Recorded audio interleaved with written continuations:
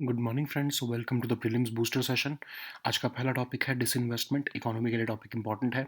Union budget 2023-2024 में government ने disinvestment target 51,000 crore रखा है, जो कि 21% कम है एज़ कम्पेयर टू जब बजट एस्टिमेट हमारे करंट ईयर का है। गवर्नमेंट ने जो है अभी तक 2022-23 का अपना डिसइन्वेस्टमेंट टारगेट पूरा नहीं किया है। 4.7 लाख करोड़ का जो है अभी तक टोटल हम डिसइन्वेस्टमेंट कर पाए हैं पिछले 9 साल में। अगर हम सारी सेंट्रल गवर्नमेंट्स को देखें तो उन्होंने सिर्फ आज तक टोटल 6 टाइम्स अपने डिसइन्वेस्टमेंट टारगेट को पूरा किया है। हर बार बाकी वो फेल ही रही हैं अपने डिसइन्वेस्टमेंट को पूरा करने में। तो कौन कौन से जो है CPSC central public sector enterprises जो हैं वो इस इस साल में जो है वो आने वाले साल में डिसइन्वेस्ट किए जाएंगे या डाइवेस्ट किए जाएंगे, उनके कुछ नाम यहाँ पर मेंशन है। याद रखने की ज़रूरत नहीं है, ओवरव्यू लेने की ज़रूरत है बस। डिसइन्वेस्टमेंट होता क्या है? लिक्विडेशन ऑफ या फिर सेल ऑफ असेट करते हैं जब हमारी government central public sector units की, स्टेट पब्लिक सेक्टर यूनिट्स की या किसी भी फिक्स्ड एसेट की, ठीक है, तो उसको हम कहते हैं डिसइन्वेस्टमेंट। तो उसको हम इसलिए करते हैं ताकि हम प्राइवेटाइज कर सकें असेट्स को।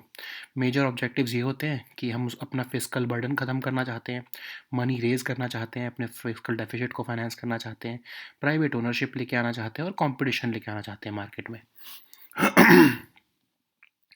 1991-92 के पीरियड में 31 सिलेक्टेड PSUs जो है उनको डिसइन्वेस्ट किया गया। सबसे पहली बार डिसइन्वेस्टमेंट टर्म इंटरिम बजट 1991 में यूज़ की गई। उसके बाद 93 में रंगराजन कमेटी ने बताया कि सब्सटेंशियल डिसइन्वेस्टमेंट की ज़रूरत है। 1998 में डिपार्टमेंट बनाया गया। 2001 में एक पूरी मिनिस्ट्री बना दी गई और धीरे धीरे 2004 में वो मिनिस्ट्री को मर्ज करके फाइनेंस मिनिस्ट्री में ही मर्ज कर दिया गया और 2016 में उस डिपार्टमेंट का नाम अब department of investments and public asset management रखा गया है। ठीक है, अब जो है बेनिफिट्स क्या होते हैं डिसइन्वेस्टमेंट के? एक तो हम अपना डेट रिड्यूस कर पाते हैं, है ना। जो हमारी सरकारी कंपनीज जो डेट में है उनका हम डेट रिड्यूस कर पाते हैं, बेचकर उसको उसका डेट दे देते हैं ना। फिर जो कमर्शियल रिस्क होता है वो प्राइवेट सेक्टर पे ट्रांसफ़र कर देते हैं और उससे एफिशिएंसी और प्रॉफिटेबिलिटी भी आ जाती है उस कंपनी में।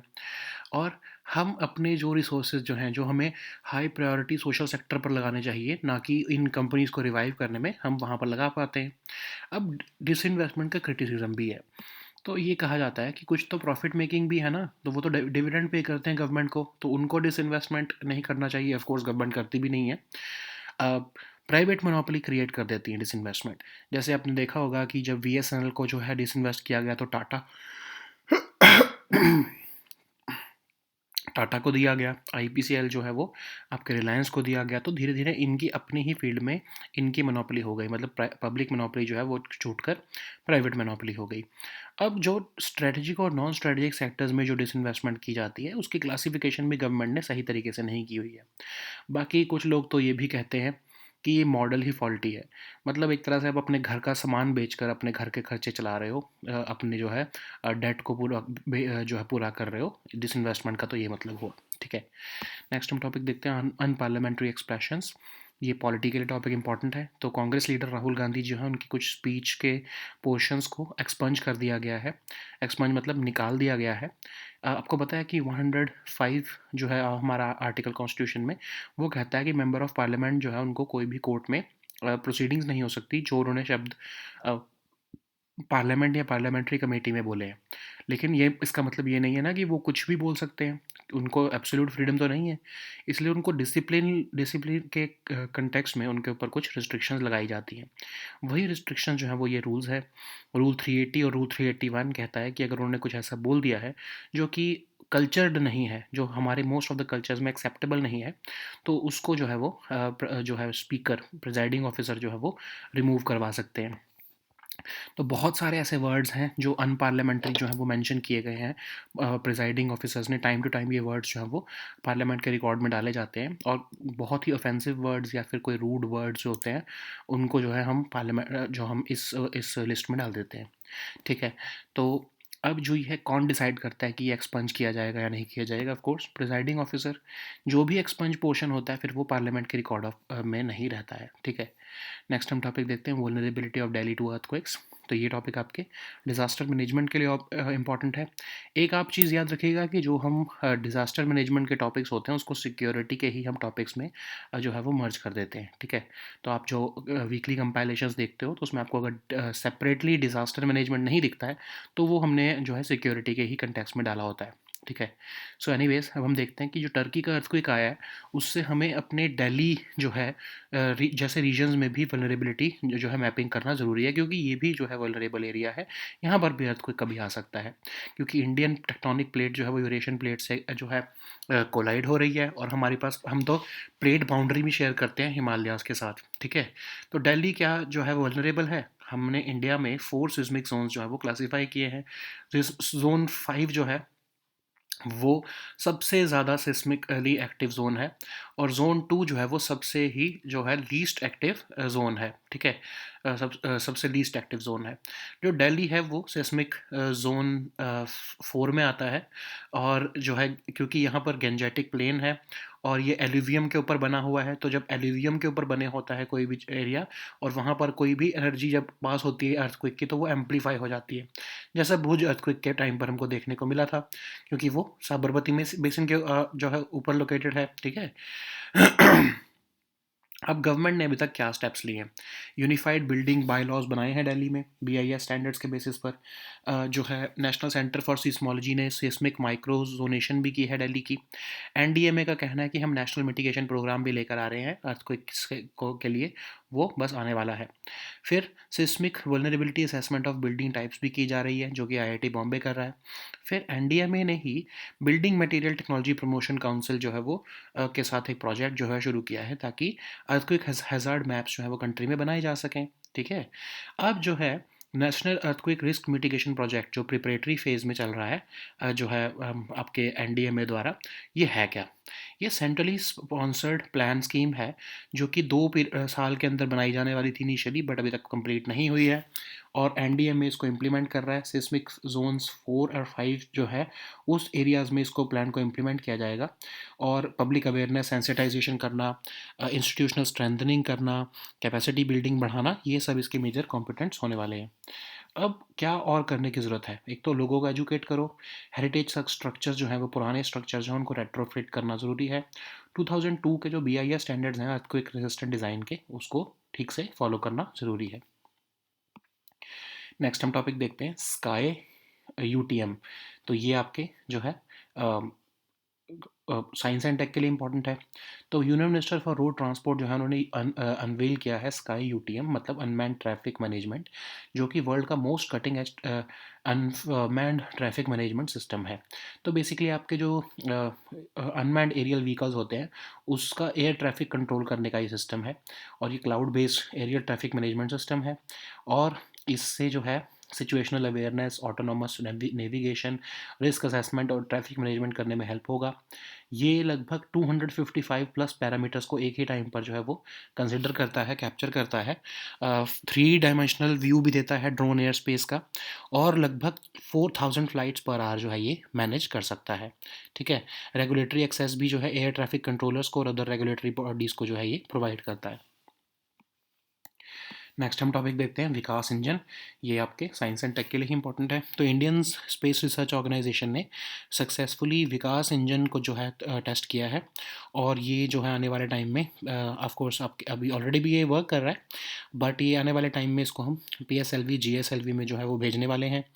और लिक्विड फ्यूल्ड रॉकेट इंजन है, जिसका डिज़ाइन जो है 1970s से ही इसरो कर रहा है, और ये आपके PSLV और GSLV में जो है डिप्लॉय किए जाने वाले हैं, और इसको जो है liquid propulsion system centre ISRO ने बनाया है।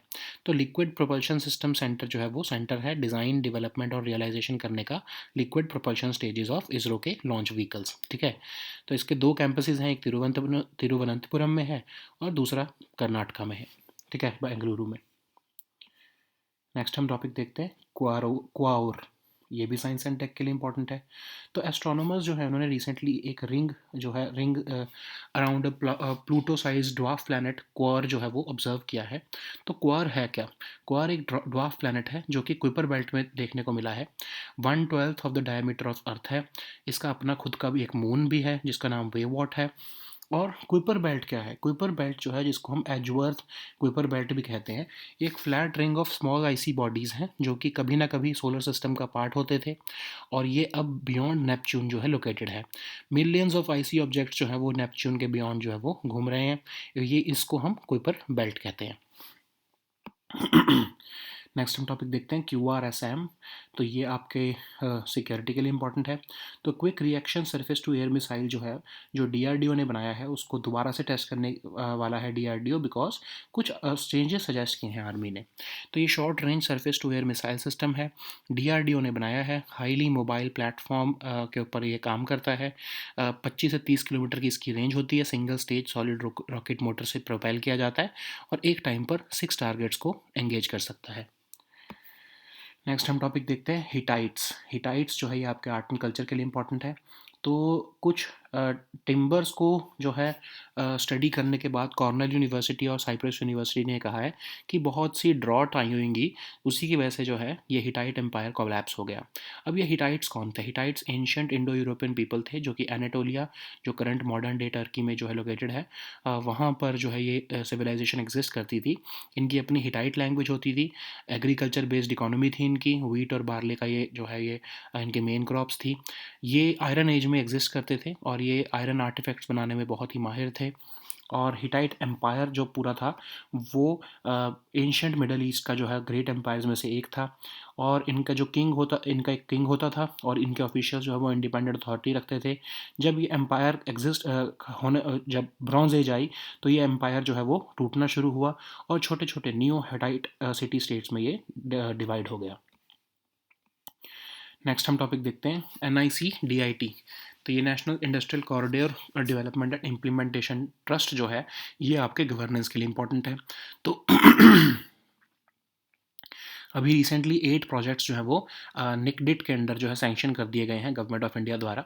अब ये निकडिट है क्या? नेशनल इंडस्ट्री कॉरिडोर प्रोग्राम को इम्प्लीमेंट करने वाली एजेंसी है, और ये एक स्पेशल पर्पस व्हीकल के थ्रू चलाई जा रही है, जिसमें जॉइंट वेंचर होता है गवर्नमेंट ऑफ इंडिया का और वेरियस स्टेट गवर्नमेंट्स का। और ये जो है इसकी मिनिस्ट्री, जो नोडल मिनिस्ट्री अगर हम देखें, तो department of promotion of industry and internal trade के अंडर जो है ये काम करता है, ministry of commerce and industry के। ठीक है, बहुत सारे इंडस्ट्रियल कॉरिडोर्स जो है कंट्री में ये बना रहा है। नेक्स्ट हम टॉपिक देखते हैं कॉर्बेट टाइगर रिजर्व। ये आपके इन्वायरमेंट के लिए टॉपिक इंपॉर्टेंट है। सुप्रीम कोर्ट ने रिसेंटली हर तरह की कंस्ट्रक्शन एक्टिविटी जो कोर एरियाज़ हैं टाइगर रिजर्व्स के, वहाँ पर बैन कर दी है। जो अपने देखा गया था कि जो कोर एरिया है कॉर्बेट टाइगर रिजर्व का उत्तराखंड में, वहाँ पर टाइगर सफारी के नाम पर कुछ इलीगल कंस्ट्रक्शंस की जा रही थी। तो आपका जो है Corbett tiger reserve Nainital district में पड़ता है। कॉर्बेट नेशनल पार्क और सोना नदी वाइल्ड लाइफ सेंचुरीज एरिया में पड़ती हैं। और रामगंगा, सोना नदी, पलायन, मंडल और कोसी रिवर्स यहाँ पर जो है वो इसके यहाँ से बहती हैं। और यहाँ के कुछ फ्लोरा एंड फौरा जो है यहाँ पर नाम दिए गए हैं। नेक्स्ट हम टॉपिक देखते हैं high value debt listed entity. ये आपके इकोनॉमी के लिए टॉपिक इंपॉर्टेंट है। तो रिसेंटली सेबी ने डिसाइड किया है कि कुछ corporate governance norms high value debt listed entity के लिए जो है वो लाए जाएंगे। High value debt listed entity होती क्या है? जो कंपनी या कोई एंटिटी जिसने non convertible debt securities issue की हुई हैं 500 करोड़ या 500 करोड़ से ज़्यादा की, उसको हम high value debt listed entity मानेंगे। तो ये बेसिकली नॉन कन्वर्टेबल डिबेंचर्स होते क्या हैं? तो ये लॉन्ग टर्म फाइनेंशियल इंस्ट्रूमेंट्स होते हैं जो कि हम शेयर्स या इक्विटीज़ में कन्वर्ट नहीं कर सकते। इनके मिनिमम मैच्योरिटी 90 डेज़ की होती है। ठीक है, नेक्स्ट हम टॉपिक देखते हैं ICC-TEP। ये आपके जो है गवर्नेंस के लिए इंपॉर्टेंट है। तो सेक्रेटरी टेलीकॉम जो हैं गवर्नमेंट ऑफ इंडिया के, उन्होंने IEEC certified telecom expert program जो है वो लॉन्च किया है। तो ये आपके institute of electrical and electronics engineers और के बीच का ये प्रोग्राम है। तो ये टेक्निकल प्रोफेशनल ऑर्गेनाइजेशन है IEE, और ये आपके के साथ मिलकर जो है ये ट्रेनिंग प्रोग्राम जो है इंजीनियर्स को प्रोवाइड करेगी। इससे ऑफ कोर्स होगा क्या कि सर्टिफिकेशन प्रोग्राम्स होंगे जो कि टेलीकॉम फील्ड में जो है इंजीनियर्स को दिए जाएंगे। इसका पहला जो प्रोग्राम है वो 5G और बियॉन्ड के ऊपर शुरू किया गया है। So now let us see all these topics in English.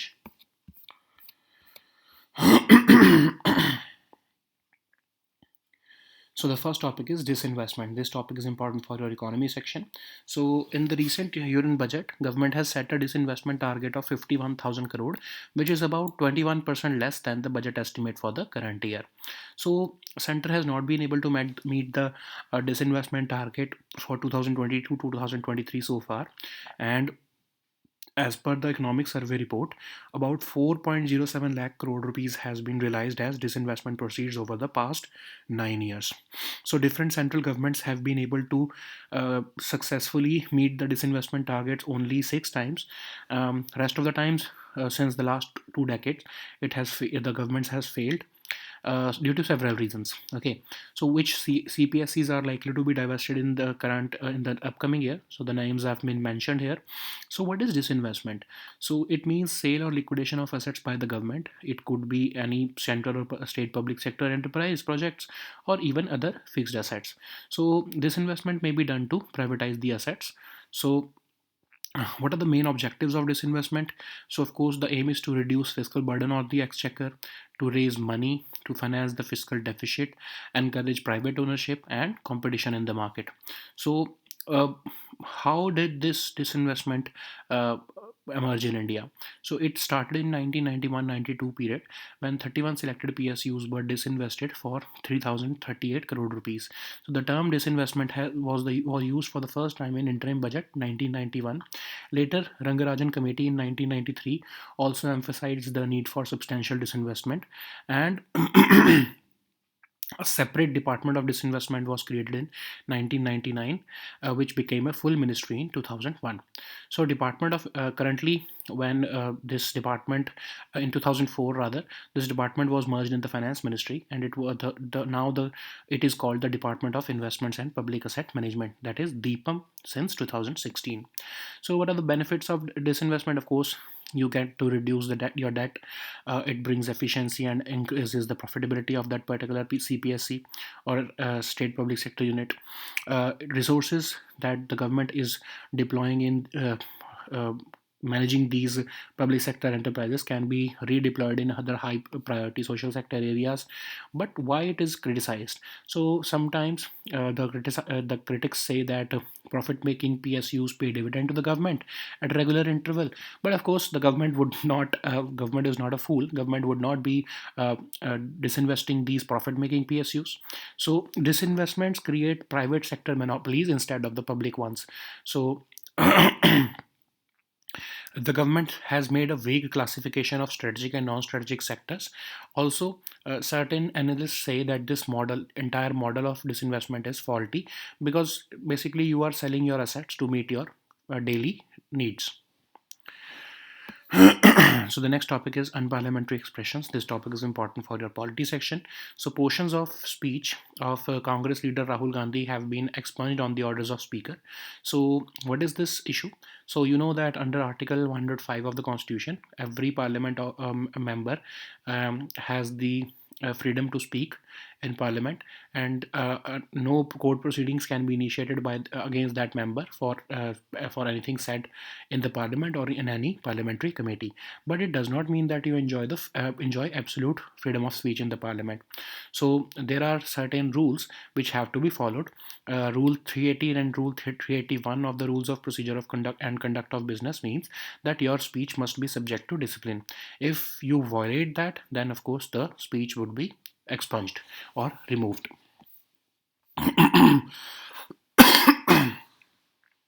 So there are a huge number of words which are labeled as unparliamentary. This list gets updated time and again with the unparliamentary expressions label. Then these words are basically those words which are very rude or offensive in most of the cultures. So these words cannot be said in the parliament, and if said, then the presiding officer decides that these words should be expunged from the speech in the parliamentary records. So of course the decision the decision finally rests with the presiding officer, and once these words are expunged, then these portions cease to exist in the records of parliament. So the next topic is vulnerability of Delhi to earthquakes. This topic is important for the disaster management section, which we are covering in the security section itself. Okay, so after the recent Turkey earthquake, there is a need to review earthquake preparedness in vulnerable regions of India like Delhi. So you know that Indian tectonic plate is also colliding with Eurasian plate, and we have a plate boundary with Himalayas also. So why is Delhi vulnerable? So currently country is classified in four seismic zones. Zone 5 is the most seismically active, and zone 2 is the least seismically active. Delhi lies in seismic zone 4, and because it is on the Gangetic plain, it is built on alluvium. Like when Bhuj earthquake happened, this resulted in extreme energy release, and it led to collapse of buildings in Ahmedabad, because it was also based in on the Sabarmati basin. So when energy passes through soft alluvium, it gets amplified. So, what are the steps that have been taken? Unified building bylaws for Delhi have been made by BIS standards. Seismic microzonation of Delhi has been done by National Center for Seismology. National Disaster Management Authority is also working on a national mitigation program on earthquakes. Seismic vulnerability assessment of building types is also being done for preparing catalog of different types of buildings, and this project has been awarded to IIT Bombay. Similarly, Building Material Technology Promotion Council, along with NDMA, has started a project for upgradation of earthquake hazard maps for the country. So, what is this National Earthquake Risk Mitigation Project? So, it's a centrally sponsored plan scheme which was to be implemented within a period of 2 years, but of course, it has not yet been implemented. That's why NDMA is working on it, and this would be implemented in zones 4 and 5 of the country. uh, so basically, it would be a techno legal regime. Institutional strengthening would be done, and public would be made aware at the national level in all vulnerable states. So what more needs to be done? Of course, we need to educate more people. We need to retrofit our heritage structures because they are more vulnerable. 2002 BIS standards for earthquake resistant design of structures must be followed. So the next topic is Sky UTM. This topic is important for your science and tech section. So Union Minister for Road and Transport has recently unveiled a Sky UTM, which is a cutting edge technique for unmanned traffic management system. It's a cloud-based aerial traffic management system which will manage unmanned air traffic with manned aviation airspace. It will provide situational awareness, autonomous navigation, risk assessment, and traffic management. It would be able to capture more than 255 plus parameters of UAVs. So UAVs, your drones, it will be managed through this unmanned traffic management system. It can handle more than 4,000 flights per hour, and it would also be, of course, offering regulatory access to air traffic controllers and other regulatory authorities.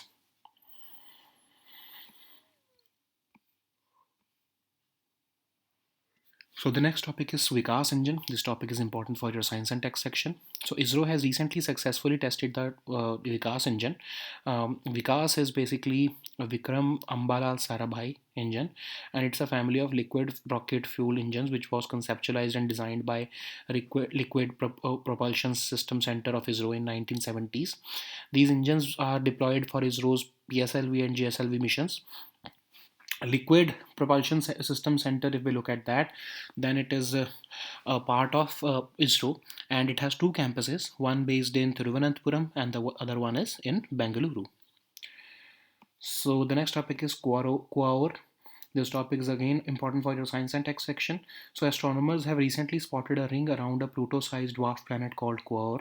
So Quaoar is a dwarf planet which is located in the Kuiper belt. It is 1/12 of the diameter of Earth, and it has its own moon also. So what is Kuiper belt? Kuiper belt is basically called the Edgeworth Kuiper belt, and it's a flat ring of small icy bodies which revolve around the sun beyond the orbit of Neptune. There are million of such icy objects, and these are basically regions of leftovers from the solar system's early history, and they are also the source of many comets. So the next topic is QR SAM. This topic is important for your security section. So the indigenous quick reaction surface to air missile, are being developed by DRDO, is set to be tested again because some changes have been suggested by the army. So these are the short range surface to air missile systems developed by DRDO. They are configured on highly mobile platforms, and they have a range of about 25 to 30 kilometers. They are single stage solid rocket. They are propelled by single stage solid rocket motor, and they can engage 6 targets simultaneously. So the next topic is Hittites. So this topic is important for your art and culture section. So by studying juniper timbers, Cornell University and Cyprus Institute researchers have found that a series of droughts may have precipitated the collapse of Hittite Empire. So Hittites were the people of ancient Indo-European origin. They appeared in Anatolia, which is currently the region of Turkey, and Hittite was their language. Their economy was based on agriculture, and they basically were the forerunners of the Iron Age, and they also were experts in making the iron artifacts. If we look at their empire, then of course between 1400 and 1200 BC, the Hittites established one of the greatest empires of the ancient Middle East. The head of the Hittite state was the king, and the officials exercised independent authority. The empire came to an end during the Bronze Age, and it transformed into several independent Neo-Hittite city-states. So the next topic is NICDIT. This topic is important for your governance section. So recently, 8 projects have been sanctioned under the National Industrial Corridor Development and Implementation Trust, and this NICDIT is basically the body which is implementing the National Industrial Corridor program. It is implemented by a special purpose vehicle, which is a joint venture between central and state governments. So this NICDIT is being under the administrative control of Department of Promotion of Industry and Internal Trade, and this NICDIT is implementing the industrial corridors across the country. So the next topic is Corbett Tiger Reserve. This topic is important for your environment section. So Supreme Court has recently banned all the construction activities in the core areas of tiger reserves, national parks and wildlife sanctuaries because it was found that certain illegal constructions were being made in the Corbett Tiger Reserve area of Uttarakhand. So what is Corbett Tiger Reserve? It is located in the Nainital district of Uttarakhand. Ramganga, Sona Nadi, Palayan, Mandal and Kosi rivers form the hydrological source of the Corbett. It contains the Corbett National Park and the Sona Nadi Wildlife Sanctuary. There are certain flora and fauna which are mentioned here. So the next topic is high value debt listed entity. This topic is again important for your economy section. Recently, SEBI has proposed a review of corporate governance norms for a high value debt listed entity. So any high value debt listed entity is that entity which has non-convertible debt securities of 500 crore and above. So for them, new corporate governance norms would be applicable. So what are these non-convertible debentures? So these are long-term financial instruments, which basically are the debt obligations of the entity towards the issuer, towards the uh, uh, investors, and it cannot be converted into shares or equities. They have a minimum maturity date of 90 days. So the next topic is ICCTEP. This topic is important for your governance section. So recently, Secretary of Telecom of Government of India has launched this IEEE C. Certified Telecom Expert Program called the ICCTEP. So this would be a program between the Institute of Electrical and Electronics Engineer and C.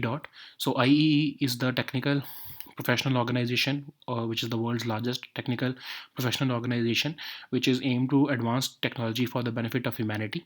C. is part of the Department of Telecommunications, and they are going to offer specially designed certification programs to provide quality learning in diverse areas of telecom. And the first program has already been launched, and it is based upon 5G. So these were our topics for today. So we will not be having the prelims booster session tomorrow. Instead, we would be meeting the next time on Monday now. Until then, goodbye and take care.